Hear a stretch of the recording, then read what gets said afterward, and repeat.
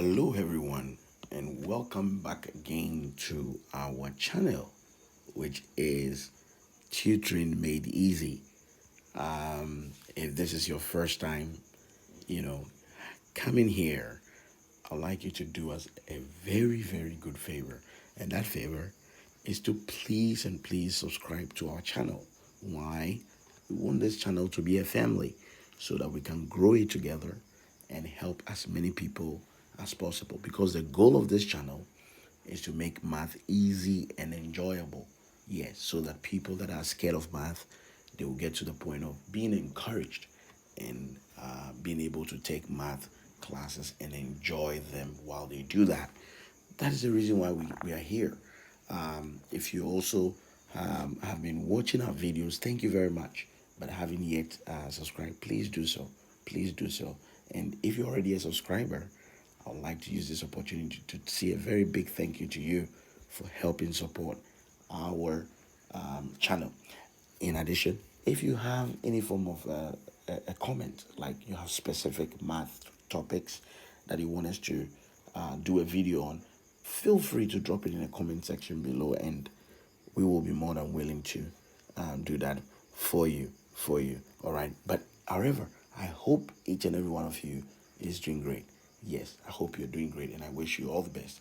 But today, in this video, we are going to learn about rational functions. We are going to learn about rational functions. Rational functions. Now, with rational functions, we what comes into mind is fractions. Fractions, and remember, anytime we talk about fractions, there are two things that come into mind. They are of the form, sorry, they are of the form, a divided by b, where the top part is known as the numerator, and then the bottom part is the denominator. Now, what makes what is the reason behind us calling something a rational function? So a rational function is a fraction that has a numerator as the numerator is a function, and then the denominator is also a function. Numerator is a function, denominator is also a function. That makes it a rational function. So a rational function is a fraction expressed in terms of a function. So fractions that are expressed in the form of what? A function. Let's look at an example, few examples. Maybe that will do the trick. That will clarify a lot of things. So let's imagine we have f of x. All right.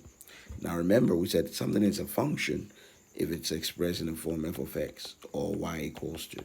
Then you know it's a function. If it's just an equation, then it will have the equal to sign only and not this expression in there. All right. So that's the clarity between a function and then an equation. So a function, f of x, it's equal to, let's say, x minus 5 divided by s cubed minus 1. So let's say that this is a function, right? And this function is going to be called, this whole function here is called a rational function.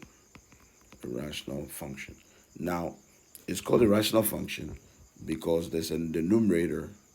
The numerator is a function, and then the denominator too is a function. That's the reason why we call it what? A rational function.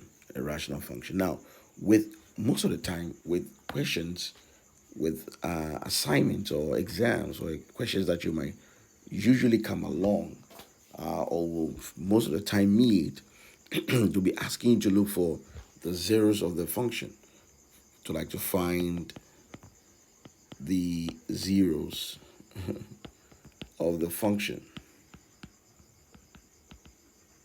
Or you can be asked to look for the values that make the function undefined. that makes the function undefined. So let's look at the first part, which is this one here. The first part, finding the zeros of the function. Let's imagine again that we have f of x to be equal to x minus 5 divided by s cubed minus 1. And we are being asked to find the zeros of the function. The first step, step 1, what do? We equate, we set f of x to 0. And in doing so, if f of x is equal to 0, then guess what? Then it means that the f of x, which we know to be x minus 5 divided by s cubed minus 1, will be equal to 0. And when that happens, you remember from when we said if you have a divided by b equal to c divided by d, we cross multiply. There's a word called cross multiply. And when we're doing that, this will multiply this, you get a times d. And then we introduce our equal to sign, which is in the middle. And we'll also multiply this b times c. B times c. So we're going to have AD is equal to BC. So we're going to use the same rule here. Basically, we're going to have x minus 5 divided by s cubed minus 1, which is 0 over 1. And that is f of x. What do? We cross multiply. All right? We cross multiply. So this is going to multiply that, and that is going to multiply. So if we multiply, if this 1 multiplies this, we're going to get 1 multiplied by the x minus 5. And then we introduce the equal to sign.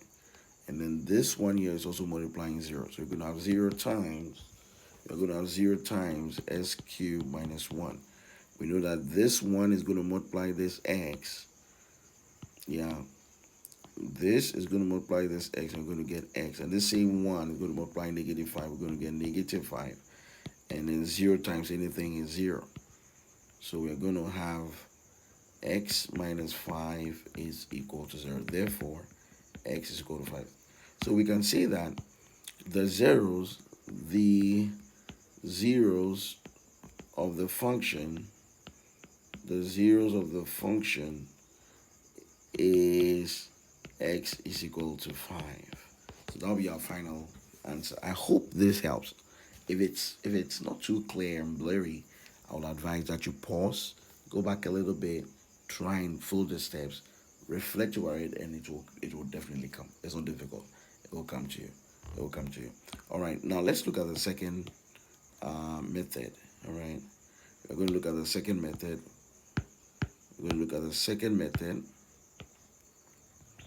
Which is 2 here. In that method, we said the values that make the function undefined. A question can be asked that way, that you should find the values that make the function undefined. And remember, we still are on having f of x is equal to x minus 5 divided by s cubed minus 1. Now, to find the values that make the function undefined, we are going to focus on the denominator. If the denominator is 0, then we're in trouble. So we're going to focus on this denominator.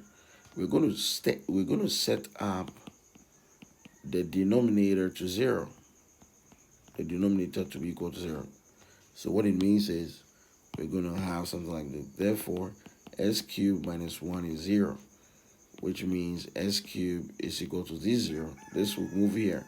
Once that moves there, it will change to plus 1. And we're going to have s cubed is equal to 1. S cubed is equal to 1. Now finding, we're going to take the third root. We're going to take x cubed. We're going to multiply this, and then we're also going to do that to both sides. When we do that, okay, I'm taking the third root of both sides, and then we're going to have this cancel this. We're going to get x to the power 1 is equal to 1. It implies that x is equal to 1. Now, mind you, the key here is when we have x is equal to 1, the function f of x becomes undefined. Why? Because when x is equal to 1, the denominator is going to be 0. When x is equal to 1, the denominator is going to be 0. So we can say that therefore, the values of x, the values of x that make the function, f of x undefined, function f of x undefined is when x is equal to 1. When x is equal to 1. So these are the two situations where a question can be posed. A question can actually be posed to you. You can also be asked to look for the domain of a function, but we have done that already, or the range of the function. We've also done that. So please revisit our videos for information on domain of a function and then range of a function. I think I'll bring the rational function topic to a close here. Also remember, it's very useful when we're dealing with a topic known as partial fractions. Partial fractions, but we're not doing partial fractions. I'm just bringing your mind to the idea that you're going to find fractional functions, a rational function where it's a fractions that involve functions. You're going to see that a lot in partial fractions. So your understanding or your identification, being able to identify a rational function, will help you when you're actually faced with problems containing partial fractions. So I'd like to end here. If you still haven't subscribed to our channel, please. We need you to grow this channel. So please do us a favor. We know you're busy. Yeah, we know there's a lot going on, but please find a way to be able to do that for us. If you can do that right now, that will be very great. Please subscribe to our channel now. Yes, like the video, share it to as many people as possible. And if you have a specific math topic you wanted us to do and you want us to treat, I want you to feel free to drop that in the comment section below, and we'll be more than willing to do a video for you concerning that. All right. Okay. So I'll come to you another time. Please take care. Take care and bye.